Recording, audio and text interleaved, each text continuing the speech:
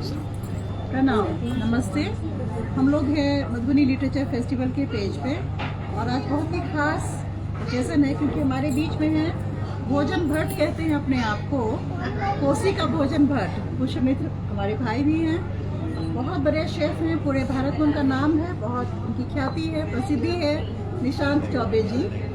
और सातवीं भानस जो जहां हम इकट्ठा हैं और इसका एक खास प्रयोजन है मैथिली मिथिला की फूड को लेकर के, हमारे खाद्य पदार्थ को लेकर के, जो एक नया प्रयोग इस राजधानी में लेकर के आ रही हैं, जिसमें नया प्रयोग यह है कि वह जो खोए हुए हमारे रेसिपीज़ हैं, जो हमारे पुराने जो भोजन को बनाने की विधि थी, उसको लेकर के भानस की फाउंडर और हमारी बहुत ही प्यारी कीर्ति झा जो है वो हमारे साथ हैं।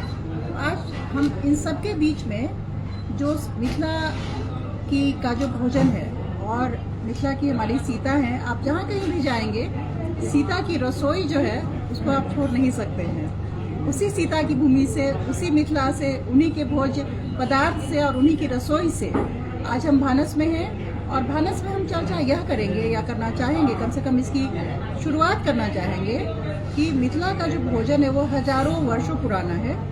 इतनी उसमें एक ऑर्गेनिक उसका एक स्वरूप है, बहुत ही तामसी भी है और सात्विक भी है। और तामसिक और सात्विक का बहुत सुंदर एक मिक्सचर है, जहां हम शाक्त हैं वहीं हम वैष्णव और शैव भी हैं।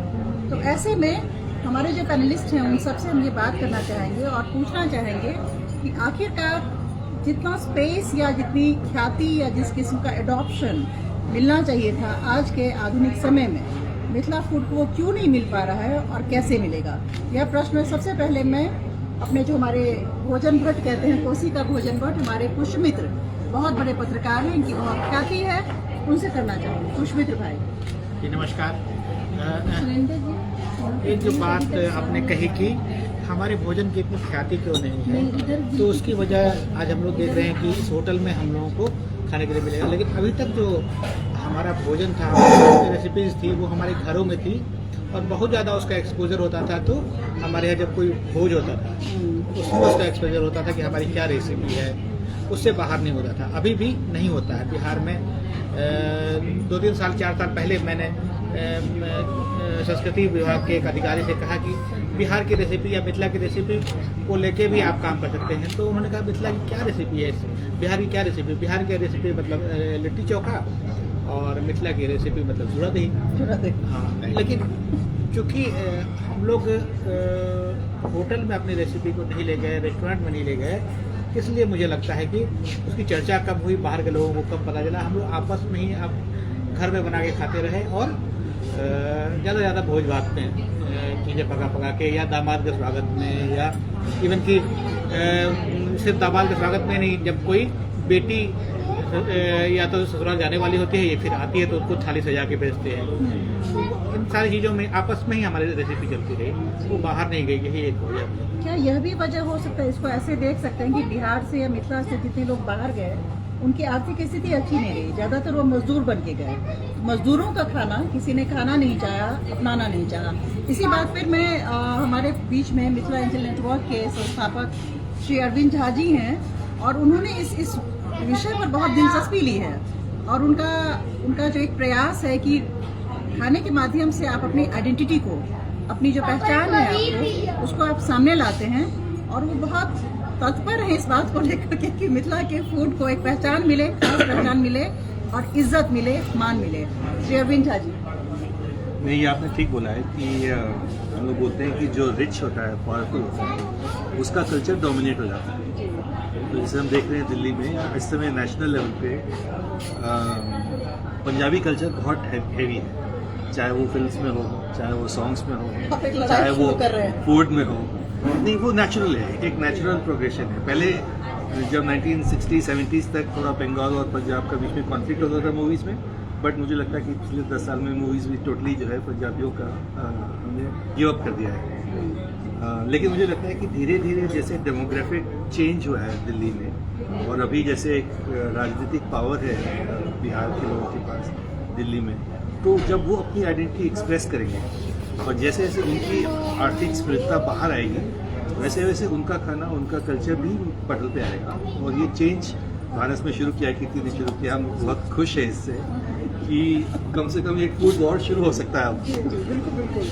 तो फूड वॉर में जिनकी दिलचस्पी है वहाँ से हम चलते हैं कीर्ति और निशांत की तरफ, जो दोनों इस फूड वॉर के सिपाही हैं।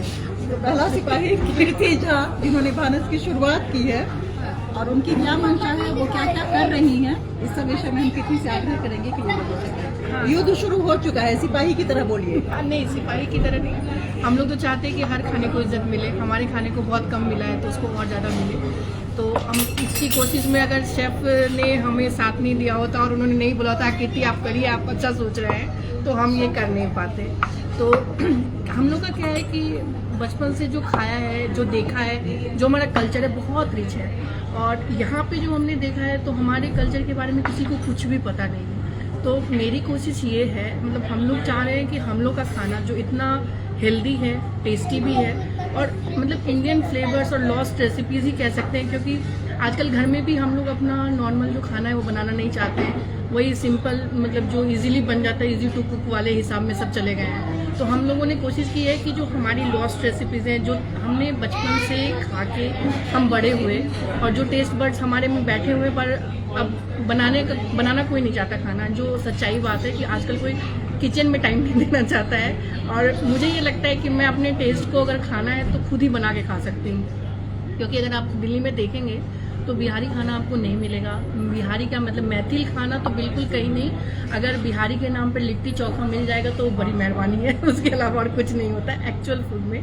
तो हमारी कोशिश है कि हमारे पास इतनी वेराइटीज़ हैं, अगर हम एवरीडे अगर अलग बनाए ना तो भी महीने दिन हमारी रेसिपीज़ ख़त्म नहीं होती हैं। तो वही कोशिश है कि हम भानस में लेके आएँ और सब वो टेस्ट करें, और मतलब जो लॉस्ट रेसिपीज़ हैं उसको फिर से हम भानस में उस लेवल पे लेके जाएं जो भूल गए हैं, और जिस टेस्ट को हमने बचपन से खाया और जो हेल्दी भी है वो सबके सामने आए। और ना उसमें क्रीम है ना बटर है, ये सब सारा कुछ नहीं। उसके बारे में ज़्यादा बेटर शेफ बताओ। बहुत सुंदर कहा आपने। तो बटर नहीं है, रिचनेस नहीं है, पर फिर भी ये खाना बहुत रिच है। सबसे एक इंटरेस्टिंग इवेंट और भी हो रहा है कि जो पहले मड़ुआ, जैसे पहले गरीबों का खाना कहा जाता था, अब सारे अमीर वही खा रहे हैं। मिलेट जो है, ज्वार है, बाजरा है, सारे अमीर वही। तो एक तो खाना के जो पैटर्न है उसमें हेल्दी क्या है इसकी समझ भी नहीं बनी है। और कीर्ति का साथ दे रहे हैं सुपर शेफ निशांत चौबे जी। तो बड़ा क्यूरियस कॉम्बिनेशन है दोनों का, फाउंडर्स का।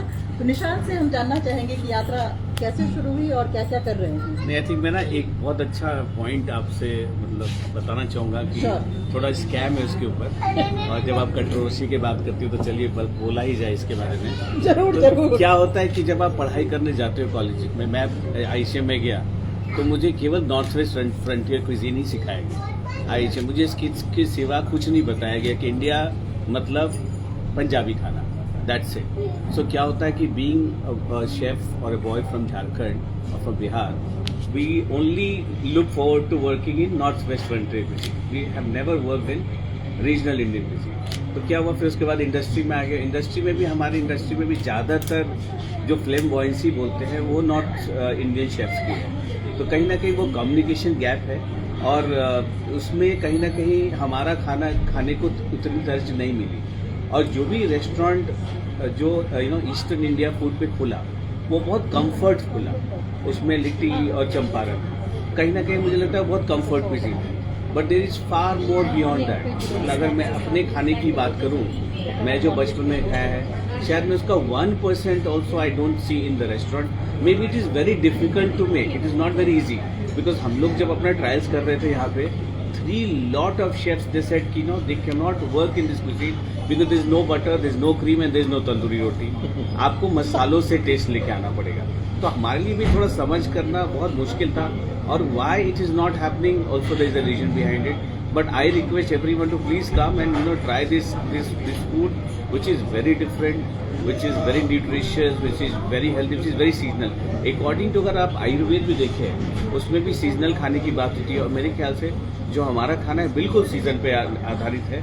तो there is lot more one can achieve, and I am proud chef at this period of time saying that I have opened this with Kirti and will look forward to welcoming you all. Thank you so much. बहुत सुंदर ये जोड़ी है, वो बनती रहे। भाई पुष्पमित्र जो है वो बहुत जगह जाते हैं और इनका एक फेवरेट स्ट्रगल है, अपने आप को भोजन भट्ट तो कहते ही हैं, बहुत बारीकी से खानों का वर्णन करते हैं और जहाँ जो खाना उपलब्ध है उसकी बहुत आयाम के साथ बहुआयामी वर्णन करते हैं। मिथिला के भोजन से भाई पुष्पमित्र आप क्या समझते हैं और क्या क्या चीज़ें हैं जो आपको प्रिय हैं या लोगों को खानी चाहिए, क्यों खानी चाहिए?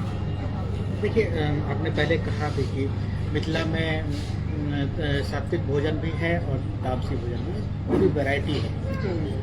जैसे कि मान लीजिए चूड़ा दही है, ये तो वो एक अलग तरह का भोजन है जो बिल्कुल उसमें कोई मसाला नहीं है, कुछ नहीं है, वो भी एक वैरायटी है। दूसरी तरफ मछली भी, सरसों में पकी हुई इस तरह की मछली भी हम लोग खाते हैं और मांस खाते हैं, तो वो पूरी वैरायटी है।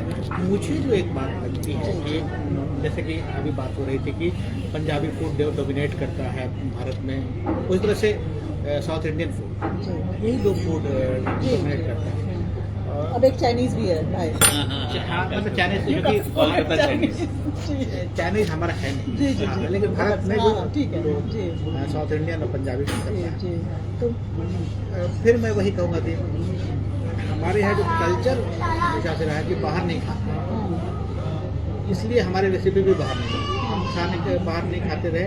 बाहर खाए भी तो सोपाकी, एक प्रचलन रहा कि बाहर अगर कोई जा भी रहा है तो खुद पका के खाएगा, तो वो भी कल्चर रहा। तो बाहर खाने का हाल तक मुझे लगता है कि 30-40 वर्ष तक पहले तक लोग होटलों में खाना पसंद भी नहीं करते और उसको अच्छी दृष्टि से देखा भी नहीं जाता था। लेकिन जैसे बदलाव आया है तो इसलिए अब हमारी रेसिपी भी इस तरह की रेसिपी है। जैसे कि मान लीजिए कि बंगाल का असर भी है, बहुत कम दूसरे इलाके के लोगों को समझ में आता है कि सरसों में भी मछली पकाई जा सकती है या कोई और सब्जी पकाई जा सकती है, तो वो हमारी खासियत है।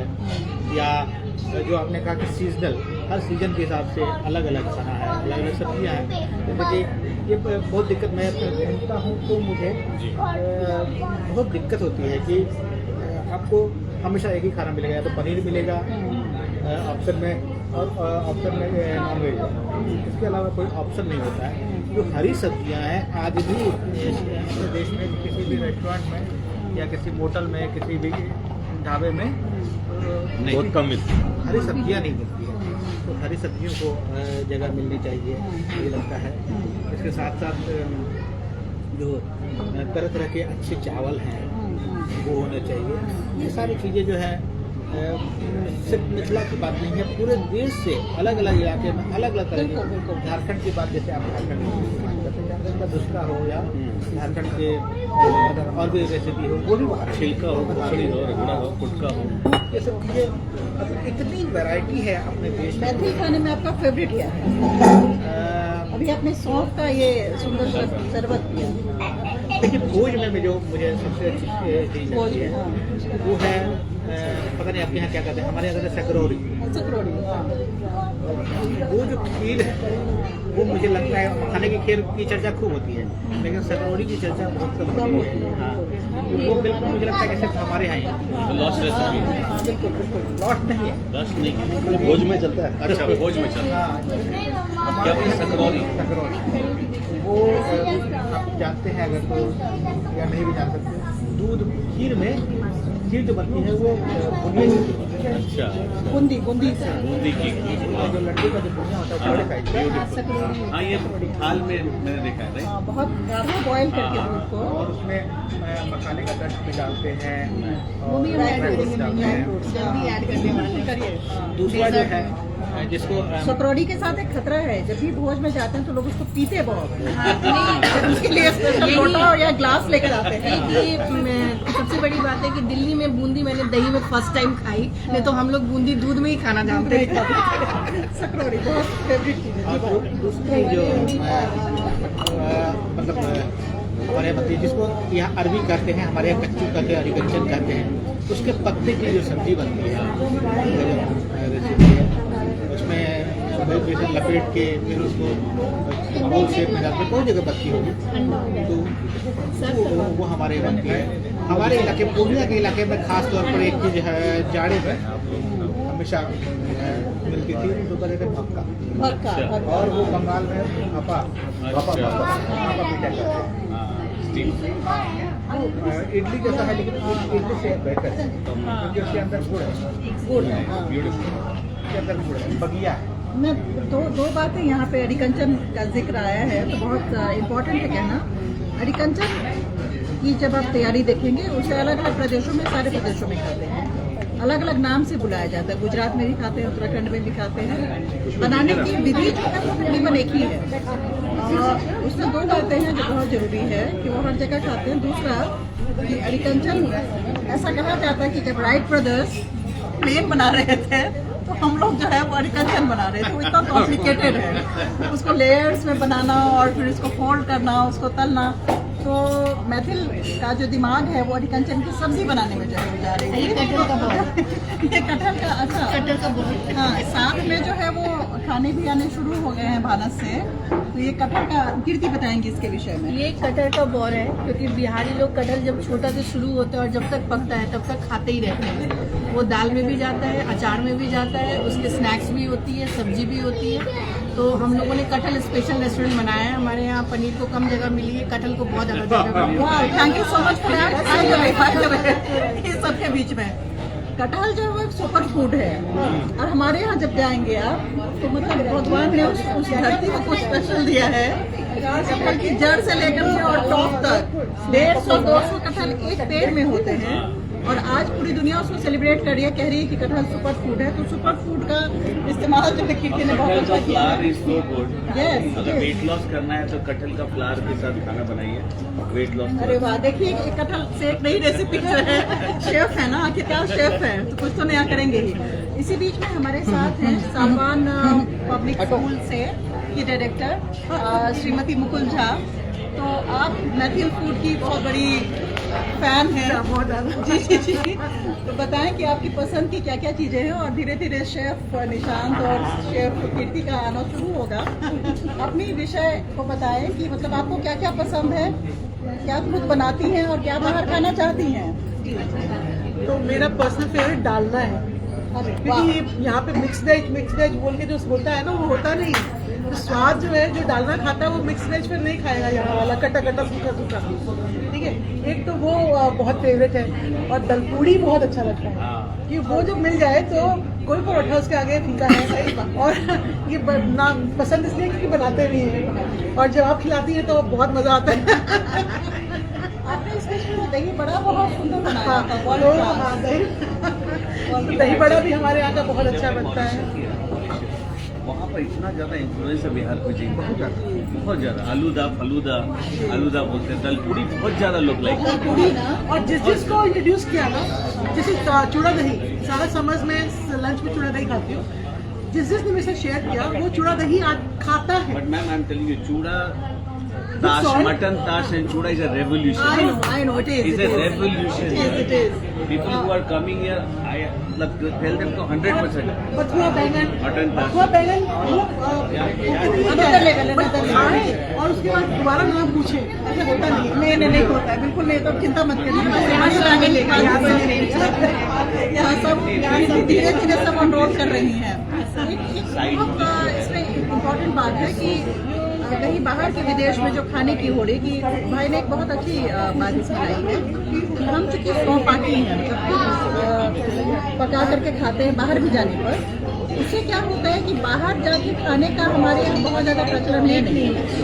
लेकिन अभी हम लोग हाल फिलहाल में किसी विदेश में गए थे और वहाँ हमने देखा कि सारा का सारा साग और भात और जो भी ट्रेडिशनल है उनका जो हेल्दी है, सारी यंग भी नहीं खा रहे थे। वो पिज्जा नहीं खा रहे थे, वो साग और भात खा रहे थे बाहर के रेस्टोरेंट में बैठ करके।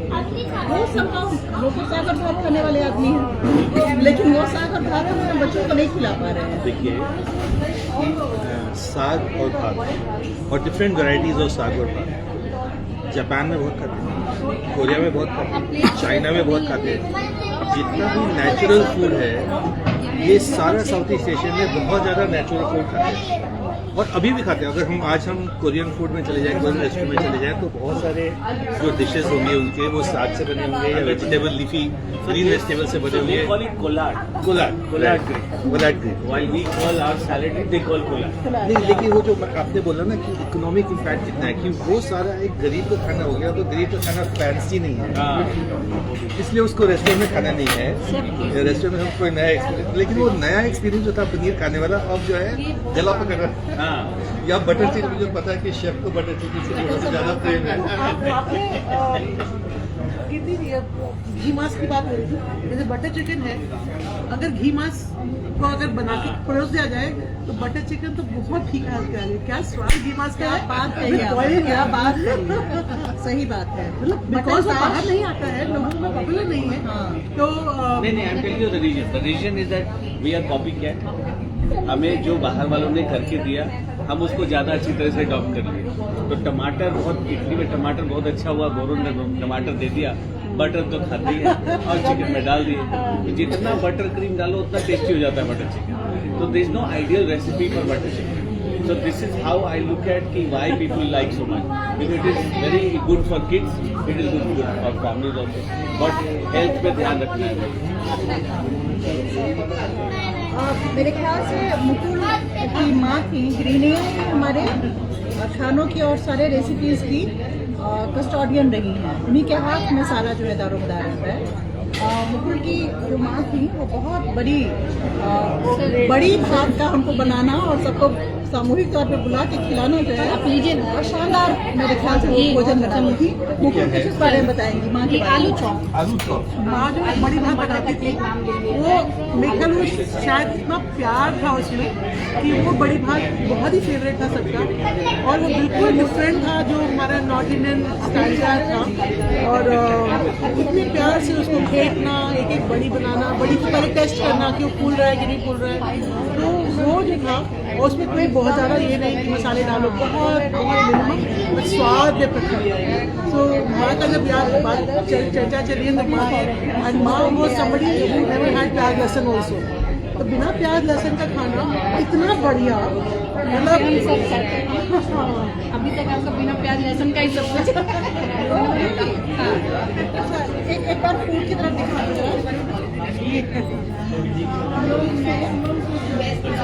रेस्टोरेंट सोल्ड आउट हो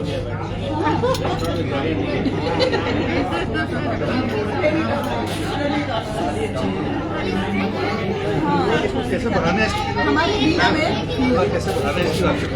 सर की बात है, एक बार हमारे बीच में गृहिणी अनिता है,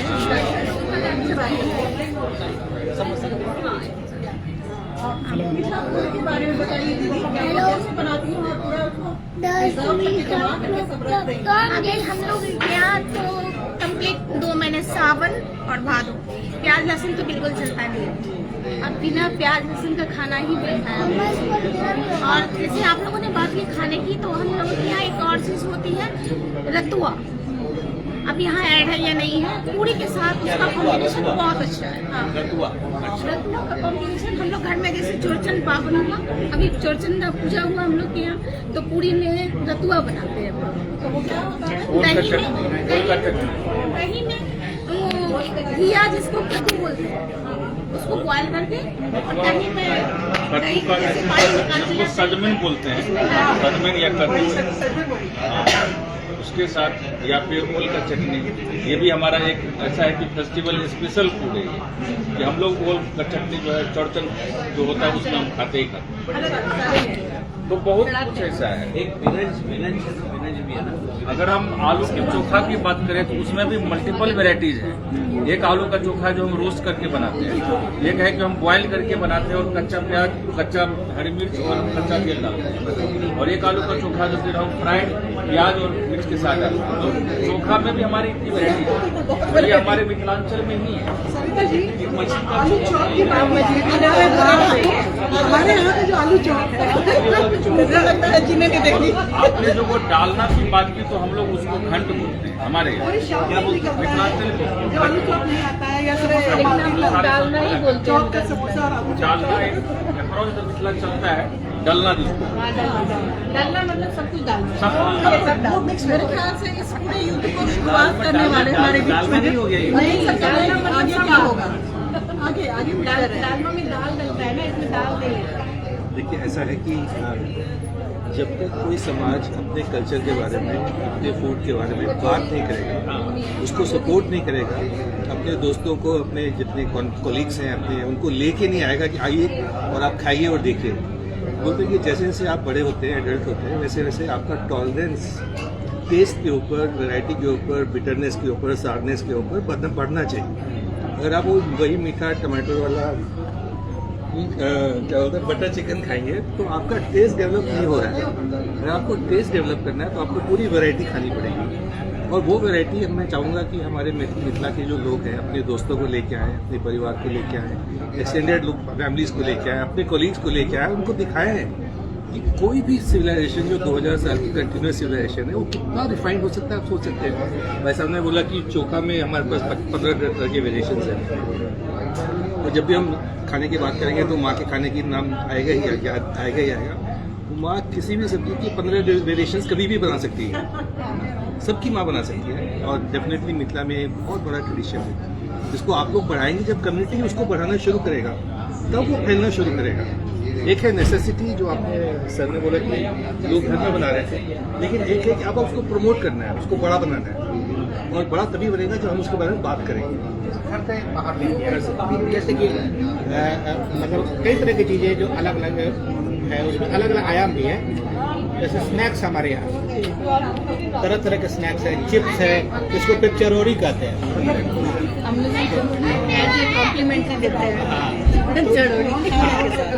मतलब चिप्स के नाम पर अगर किसी होटल में अगर कुछ मिलता भी है तो वही जो बाजार में पीले कलर के या ये मूंगफली, ये क्या नाम उसका, भिंडी का के शेप वाले, बैडमिंटन के सेट वाले मिलेंगे। लेकिन हमारे यहाँ अलग अलग चीज़ों की, तिल का, चावल का और दाल का अलग अलग बड़ी और चरौड़ी है। कि जब हमारे इलाके में नदी का पानी बढ़ जाता था, बाढ़ आती थी, उस समय के लिए भी पूरी तैयारी होती थी कि क्या खाया जाएगा। उसके लिए बढ़िया होती थी और बढ़िया घरों में बनती थी, चरौड़ी होती थी। दूसरी बात, मेहमान जब हमारे यहाँ आते हैं तो हम लोग एक विशेष चीज़ पूरे मिथिला में लगता है कि जरूर खिलाते हैं, वो है तिलकोरा के पत्ते का वो तरुआ। वो मतलब पता नहीं सब लोग पसंद करते हैं। मुझे लगता है कि विदेश में भी जो लोग रहते हैं वो अपने यहाँ के एक लता लगा लेते हैं तिलकोरा का, कि उसका पत्ता खाएंगे। हाँ वो है, इस सारी चीज़ों को भी मुझे लगता है कि एक बात ये बोल रहे हैं ना कहीं क्या है कि रेस्टोरेंट सेक्टर या फूड सेक्टर जो है वहाँ consistency is the most important to run the restaurant. तो जो भी हमें सुन रहे हैं, जो सप्लायर्स हैं, जो हमारे यहाँ की चीज़ों को सप्लाई करते हैं नॉर्थ में, उन लोगों को भी मेरा I request them to please get in touch with us, because we want ingredient to make food. अगर हमें इंग्रेडिएंट नहीं मिलेगा तो हम कैसे बनाएंगे? जो भी हम बातें चल रहे हैं, चाहे वो मोरिंगा हो, चाहे वो तरुआ बनाना है, चाहे वो बोकफुल है, अगर वो हमारे पास आएगा नहीं, जैसे हम लोग थोड़ा सा हमें परेशानी महुआ में भी हुआ, तो अभी हमने कहीं ना कहीं उसको कंसिस्टेंट कर लिया है, because we just found an amazing supply from Chhattisgarh. और मध्य प्रदेश में बहुत ज़्यादा महुआ का पेड़ है, वेल झारखंड में भी बहुत ज़्यादा है, बट उसका GI टैग महुआ को छत्तीसगढ़ का मिला है।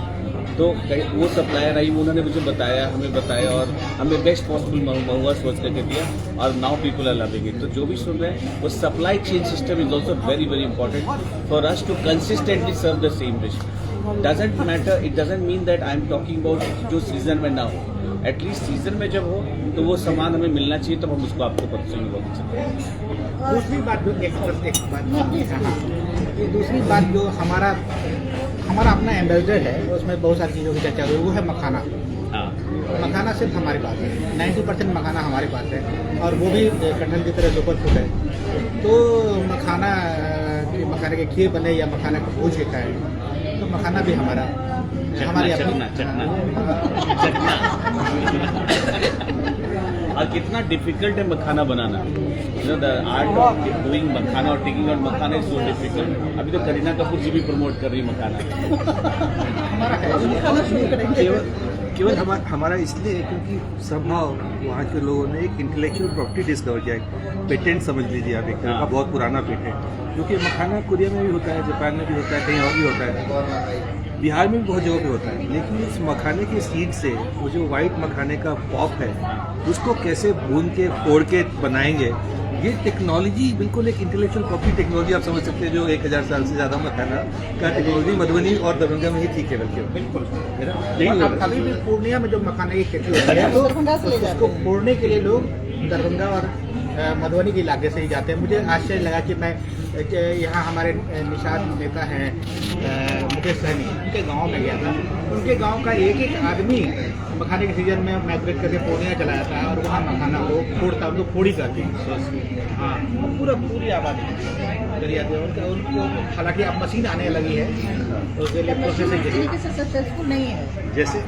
जैसे मतलब मैंने पढ़ा था कि जूट में हम लोग बहुत स्ट्रांग थे। अगर आप मानोगे कि जूट का प्लांट उसका साग बनता है, एक डेलिकेसी है जूट का, सेम पटुआ जो है वो जूट है बेसिकली, तो वो मेच्योर होके वो पटसन बन के जूट बन जाता है, जिससे कि पूरा गनी बैग्स बनते थे। लेकिन वो ग्रीन स्टेज में उसका साग बनता है जो कि बहुत प्योर डेलिकेसी है, और मुझे लगता है कहीं और खाते हैं उसको, क्योंकि बनता ही नहीं था जूट शायद वहाँ। दूसरी बात है कि हमारे यहाँ जो खाना था ना, ऐसा नहीं था कि अभी तो जरूर लग रहा है कि ऐसा नहीं था कि सिर्फ संपन्न लोगों के लिए खाना। और जैसे साग है, जब तक पेस्टिसाइड और खाद का इस्तेमाल कम होता था तो गरीब घर के लोग भी, औरतें भी अक्सर खेतों में घुस के साग तोड़ सकती थी, किसी के भी खेत में घुस के, और उनको कोई मना करने वाला नहीं था, और वो उनके लिए एक न्यूट्रिशन था। और जैसे निषाद समाज की अभी की बात हो रही थी, तो उनको बहुत इजीली मछली उपलब्ध है और डोका उपलब्ध है, घोगा उपलब्ध है। वो बहुत कम पैसे में उनको एक ये आयरन रिच फूड जो है न्यूट्रिशन उपलब्ध है। और मान लीजिए कि मुशहर भी है, बहुत सारे लोग नाक मुँह से बोलते हैं कि चूहा खाते हैं, लेकिन वो उनके लिए न्यूट्रिशन है, गुप्त का न्यूट्रिशन। तो ये परंपरा जो है फूड की, वो उस तरह से भाई ने बहुत अच्छी बात कही है कि जो एक सर्वांगीण उसका एक पक्ष है कि साग भात आप खा लिए। वैसे भी हमारे यहाँ जो अयाची हैं उनकी रीढ़ की हड्डी बड़ी करीब थी और उनको बहुत गर्व के साथ उनका नाम लिया जाता है अयाची, इसीलिए कि उन्होंने याचना नहीं की कभी। तो याचना नहीं करने का सफल पक्ष उनका ये था, या उनका एक संबल ये था कि अपनी बाड़ी में से साग खोटे, भात बनाए, भात साग खाए और जिए। तो ये भात और साग खाने वाला समाज है। तो उस भात और साग का जो न्यूट्रिशनल वैल्यू है वो फिर मैं बटर चिकन को लाना चाहूँगी और जान करके लाऊंगी कि बटर चिकन का न्यूट्रिशन जो है वो साग और भात की न्यूट्रिशन के सामने कुछ नहीं है, ना ही उसकी सर्वसुलभता जो है तो वह उसके सामने कुछ भी है। तिलकोर पे भाई ने बहुत अच्छी एक बात कही कि तिलकोर जो है वह सारे मेहमानों को खिलाया जाता है, और साथ में शेफ निशांत ने अपील की कि जो उपलब्धता है उसकी की जाए। तिलकोर का एक बहुत बड़ा पक्ष है जो मेरे किसी संबंधी के माध्यम से मुझे पता चला कि वह आपकी लिबिडो को बढ़ावा देती है, राइट। मुझे नहीं मालूम कि वो अपने मेहमानों को या अपने पाहुन को, दामाद को खास करके ये हर बातें यहाँ पे बहुत स्पष्ट तरीके से एक्सप्लिसिट नहीं है समाज में। बहुत सारी बातें बहुत पर्दे में रख करके या आपको सांकेतिक तरीके से कही जाती है। तिलकोर का जो एक गुण है, जो एक उसका वैज्ञानिक पक्ष है कि वह आपकी लिबिडो को बढ़ावा देती है, और इसीलिए मेरे ख्याल से जो यंग मैरिड कपल थे उनके लिए तिलकोर का तरुआ खाना जो है, और वो एक इतना टेस्टी सा, इतना बढ़िया सा कुरकुर सा तरुआ है। और तरुआ भी हमारा एक अलग पक्ष है। फूल पत्ता का भी हम तरुआ बना के खा लेते हैं, तो हमारे सामने कुछ भी आ जाए वो डरा करे जरा सा कि कहीं उसका तरुआ ना बन जाए। अभी एक और चीज़ बोलना चाहेंगे कि जैसे हम लोग का जितना फेस्टिवल है वो हार्वेस्ट के बेस पे बना हुआ है। अगर जनवरी में चूड़ा दही खाते हैं तो उसका रीज़न ये है कि उस टाइम पे चावल होता है, खिचड़ी बना के खाते हैं। अप्रैल के टाइम में जो सत्तू सतुआइन जूड़ शीतल होता है उस टाइम में चने का होता है, इस वजह से हम लोग सत्तू सतुआइन दाल पूरी, जो चने बेस्ड ही सारा कुछ रहता है। फिर उसके बाद हम लोग मखाने का मेन टाइम है वो अक्टूबर टाइम है।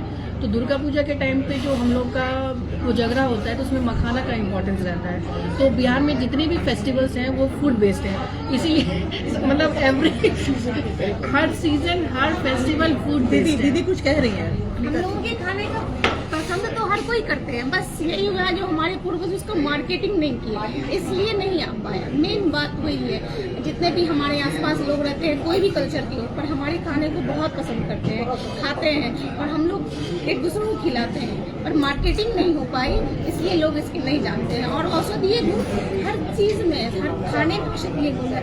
अभी आपने तिलकोर की बात की, जैसे तिलकोर में डायबिटिक पेशेंट के लिए भी खाया जाता है, गन्ना का पत्ता खाया जाता है, और हम लोग के यहाँ बनता है वो सोजन के पत्ते का पकौड़ा बनता है। उसका कितना न्यूट्रिशन है, बहुत ज़्यादा न्यूट्रिशन है। हाँ, इसलिए तो हम लोग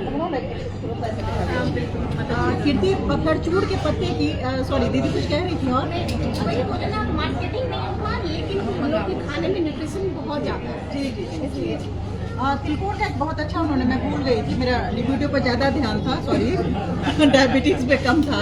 डायबिटीज़ के लिए तिलकोर जो है एक शॉर्ट इलाज है, क्योंकि उसको हल्का तीखा होता है, उसको आप जब उसका रस निकाल के पीते हैं, तो इसलिए भी तिलकोर जो है खाना बहुत ज़रूरी था। और एक तरीके से वो एक नेशनल क्रश है। अगर हम लोग एक नेशन है तो तिलकोर हमारा नेशनल क्रश है। तो उसका एक बहुत बड़ा कारण था कि उसके डायबिटीज़ का एंटी डायबिटिक उसमें एलिमेंट है, तो वो चीज़ भी है।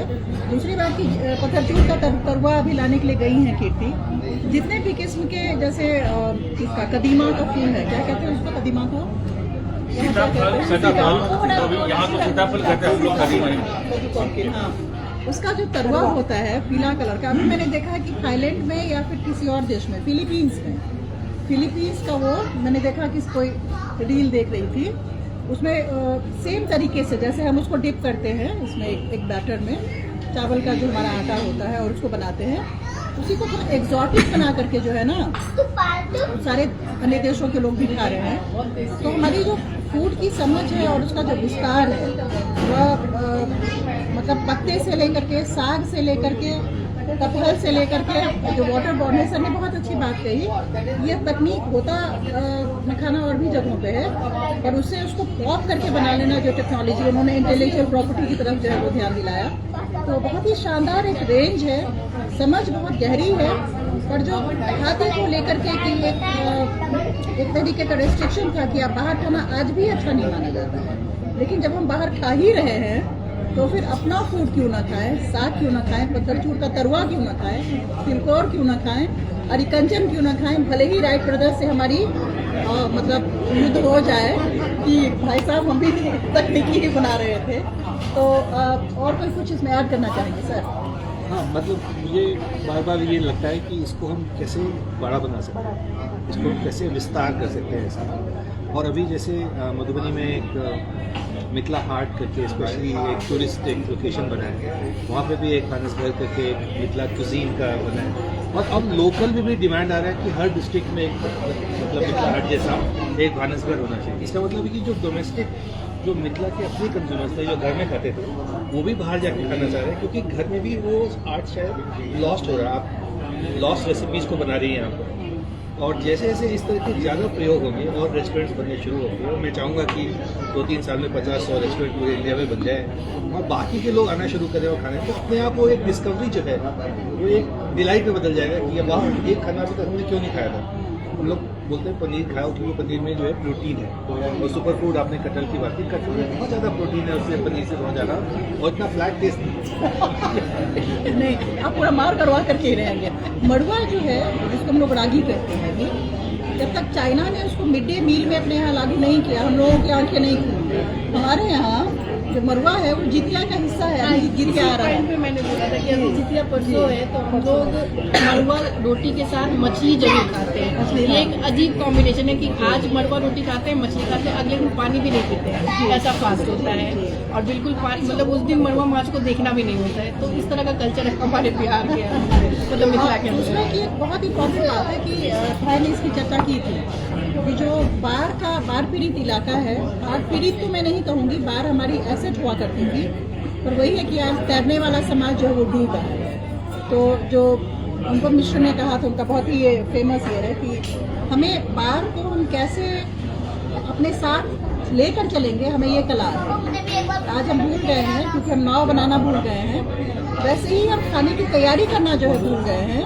गोभी से लेकर के बिड़िया से लेकर के सुखोग का जो एक उसके लिए टर्म है, उसका कल्चर है, उसके लिए एक और वर्ड है, उसको कहते हैं पैटराहन, क्योंकि वो आपकी बहुत सुंदर वर्ड है ये, आपकी वो फ्लैट रखता है, तो आपकी इज्जत रखता है। जब आपके मेहमान आ जाएं और बारिश का समय हो, बाढ़ हो, कुछ नहीं हो आपके पास, तो पैतराहन जो है आप उसमें सुखौत का सबसे बड़ा ये होता है, वो भी का होता है, बिड़िया बनता है, बहुत सारी चीजें उसको रेंज और उसको सुखा के रखते हैं। तो वो हमारे एक बहुत बड़ा सब्जी गृहिणी का जो जिसको हम स्किल कह सकते हैं, मैनेजमेंट कह सकते हैं उसको, तो वो रखती थी। और समय पर फिर वो जब कुछ भी नहीं हो तो मेहमान के सामने ये नहीं कहना पड़ता था कि कुछ नहीं है, वो कुछ ना कुछ बहुत सुंदर से बना करके। बहुत अच्छी बात आपने बोली कि कभी अनजाने में आ जाए कोई ना हो तो आप क्या सर्व करें पहला, तो वो चूड़ा जो हम जिसकी बात कर रहे थे, चूड़ा में मूंगफली डाल के आप स्नैक बना के सर्व कीजिए, खाते हैं।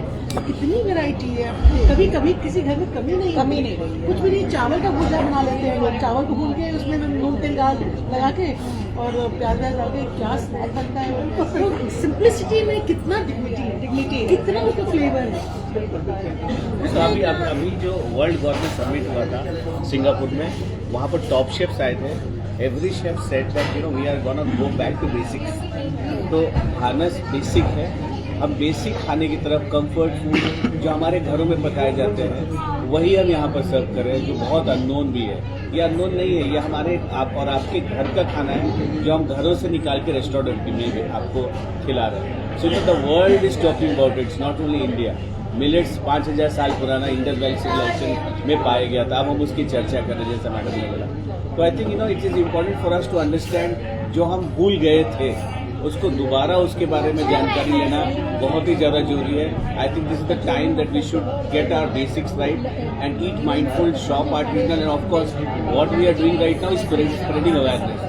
ये बहुत ज़्यादा जरूरी है कि अगर आप जो सुन रहे हैं आप भी प्लीज़ आगे बताइए लोगों को। ये हेल्थ सबसे बड़ा ट्रेंड है और ये खाना सुपर हेल्थ है।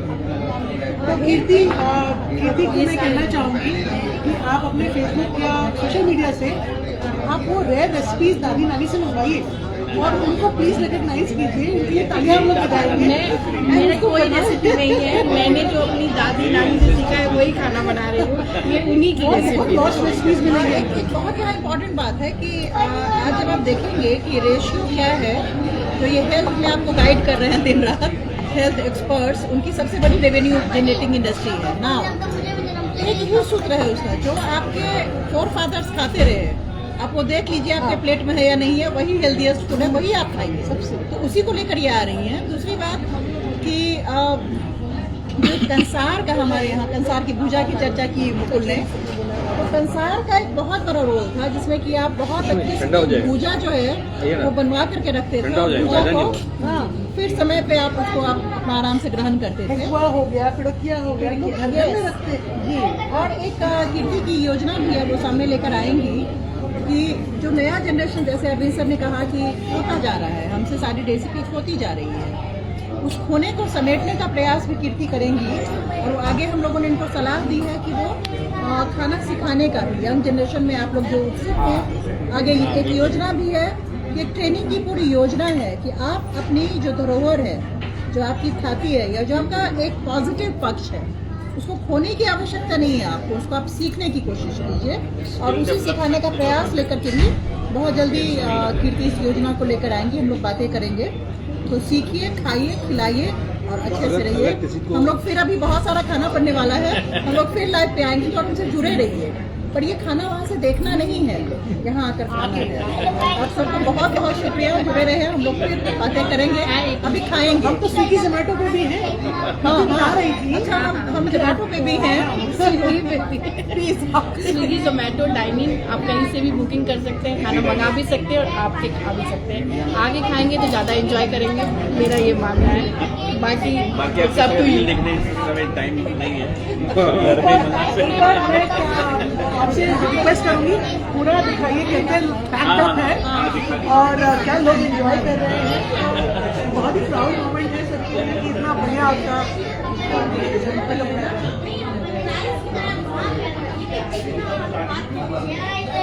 दीदी कुछ कह रही है, दीदी कुछ कह रही है। जिसको अलसी बोलते हैं, अलसी के साथ चावल मिला के वो एक डिश मुझे लगता है यहाँ अच्छे से खाएंगे। बहुत सारे अलसी के आ जाते हैं मेन्यू में है। अच्छा आप अलसी और चावल तो मैं देखिए ऊपर में ये क्या लगा रखा है, ये भी लगा रखा है। हम पूरा दिल्ली में सब एक यहाँ पे हमने कट किया है। जोमेटो के साथ किसी रेंज हो जाए 4 किलो एक घटना हुई थी, कॉलेज में पढ़ा रही थी और हमारी कोई सहकर्मी थी, वो बहुत देर तक किसी से विदेश से चर्चा कर रही थी कि डॉक्टर ने कहा है फ्लेक्सीड खाने को, हम कैसे खाएं नहीं मालूम है, उसको क्या ऐसे ही खा लेना है। मैं सुन रही थी खड़ी होकर के, तो मैंने कहा कि फ्लेक्सीड की 3-4 तरह की हम लोग कंज्यूम करते हैं। तीसी सजमन, तीसी कहते हैं उसको हम लोगों में, तो तीसी को हम लोग जो है सजमन के साथ करते हैं, तीसी की चटनी खाते हैं, तीसी का तीसियोरी बनाते हैं। तो हमारे में कम से कम 3-4 तरीका है उस फ्लेक्सीड को खाने का, जो आपके घुटने को तंदुरुस्त रखेगा। और ऐसी बहुत सारी लॉस्ट रेसिपीज हैं जो बहुत हेल्दी हैं, आप उसको सीखें, उसको अपने व्यवहार में लाएं और मैथिल खाने को अपने घर का रोजमर्रे का हिस्सा बनाएं। बहुत बहुत शुक्रिया।